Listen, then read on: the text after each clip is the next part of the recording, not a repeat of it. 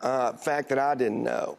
You can forecast prison beds, incarceration rates 15 years from now by the number of third graders that can't read in a county.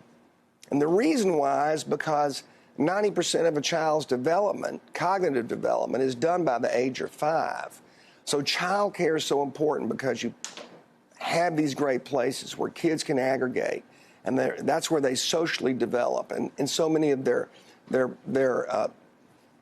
mental faculties are developed during those socialization, those developmental programs. So we think that child care has a 9-to-1 payoff for every dollar contributed.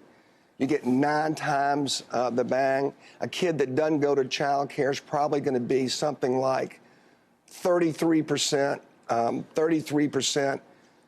fewer earnings than for the rest of their lifetime than a kid that does go to child care.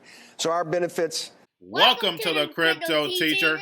And guys, I come back with that video just to make you think. And we have Paul Tudor Jones telling the truth. It's definitely a setup. And you guys know I've done several videos on the prison system. And from ages 5 to 10, you can tell whether a kid is going to be successful or not. It is a fact. And we all know the reason why they do not teach finances in school. And we have Paul Tudor Jones say he's long on crypto. He refuses to say the fourth industrial revolution where the robots, algorithms, and drones take over the economy.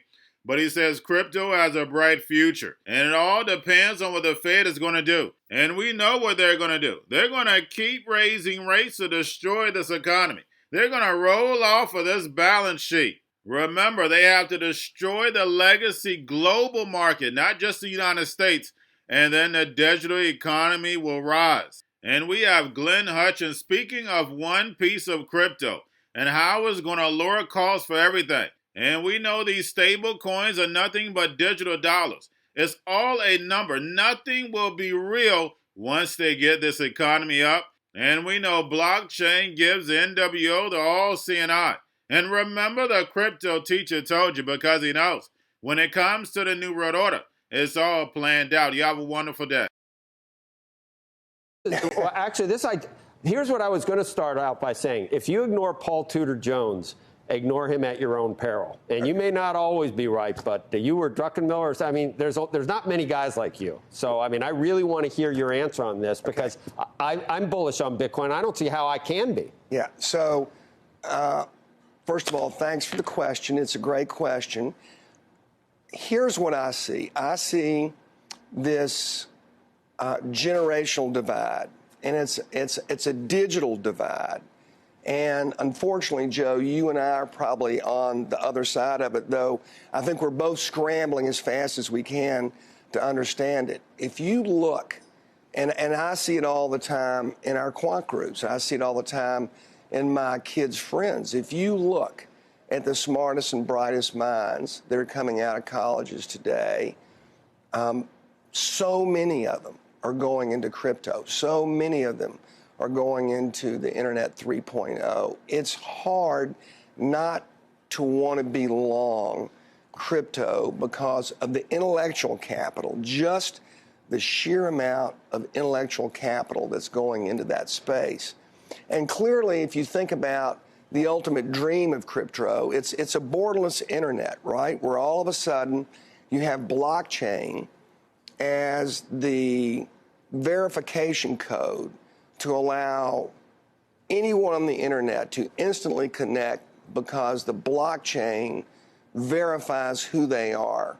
And then that opens up just huge possibilities. Clearly, central banks and central governments are not going to necessarily be huge fans of that, particularly when it comes to using crypto as a medium of exchange.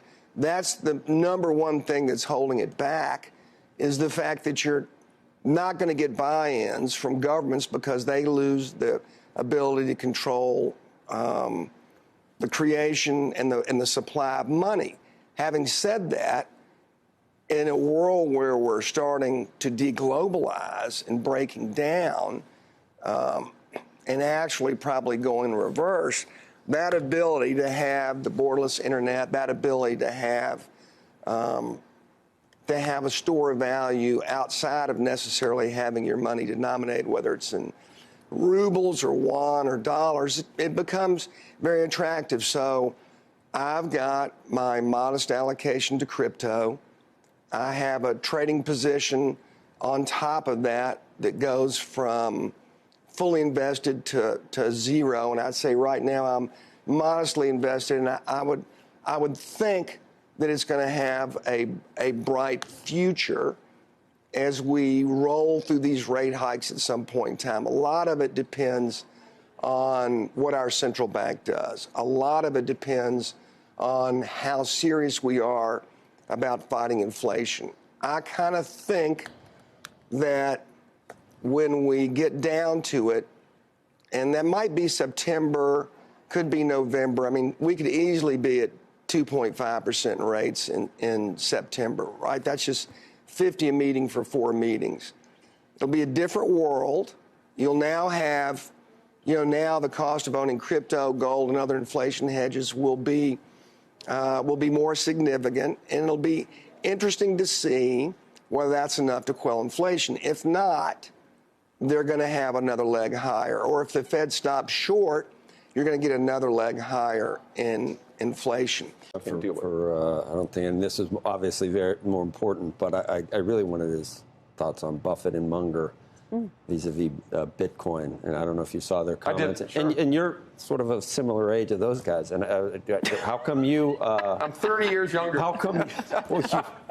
No, but what do you think? Look, I think people misunderstand what cryptocurrencies are. First of all, currency is a failed analogy, but the way to think about it is it's a new mode of commerce and a new paradigm of computing that is transformation. Why don't they know this? I don't think they've studied it. I don't either. That's what I think. I don't think they've studied it. Look, I think they've got a reflexive reaction to what they've seen in the financial markets, but to understand it as a currency is a failed metaphor. It's not about money.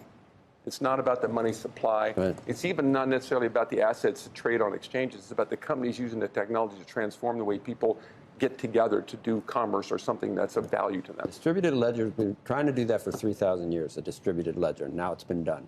Yes. Now it's been done. It's been solved through math and energy and in the internet, and it's powerful. But that's not just it. That's important. That's exactly right. But the decentralization of the communities, right, that can be joined by this ledger, and where they use the token to create the incentive for people to maintain the ledger, creates the capacity for people to organize themselves in a way to do commerce that is transformational in terms of the cost of commerce by taking out the hierarchical middlemen that extract rents, and which is a new paradigm of computing because they're using their own individualized computers to create a computing network. In this case is different. We're going to a different economy, and we're going to be learning more about that as we go. But clearly, we're learning that things can be done from remote locations. We're learning that technology can replace people even more than we thought.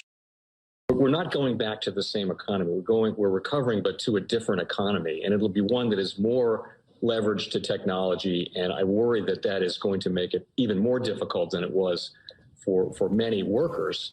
In Silicon Valley, and my friends who work in technology know that what we did to the manufacturing workers, we are now going to do to the retail workers, the call center workers, the fast food workers, the truck drivers, and then even bookkeepers, accountants, insurance agents, lawyers, and on through the economy. So what happened to the manufacturing workers is a very clear sign. This effort. And China has big plans for this. They intend to seed their digital yuan into the global environment by giving it away to visitors at next winter's Olympics. When they arrive at the airport, they're going to get yuan digital wallets. They're going to receive digital yuan. They're going to use it throughout their visits to Beijing, and then they're going to take it back to their home countries. They see this as a huge advantage. Why? Because who controls the underlying protocols, who controls the underlying standards of the future of money will control the future of money.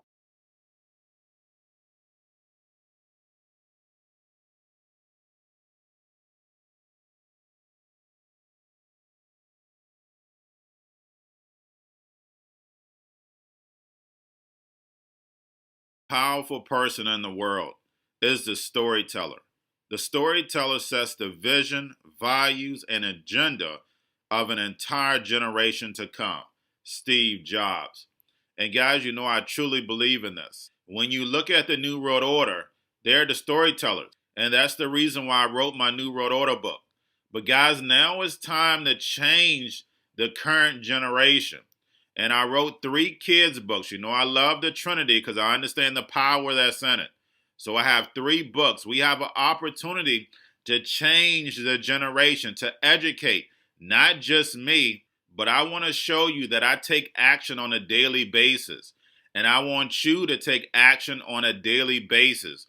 Whether it's your job, whether it's in your community, we have an opportunity right now to educate the masses. I posted this on my Twitter account. Please share, but this is a short clip of the 3 books. There's going to be a clothing line and action figures. Please get these books for your kids, nephews, cousins, friends, so therefore we can start the re-education now. Because as we see, the 4th Industrial Revolution foundation is definitely here. Robots, algorithms, drones, taking humanity out the picture. We have to re-educate. But let's get into the video. Part 1. King Joshua and Grandma Tam save the village. Part 2. King Joshua and Grandma Tam save New York. From COVID-33. Part 3. King Joshua and Grandma Tam goes to China. It's mandatory to get part 1, part 2, and part 3 of this series. It's time to re-educate Generation Z.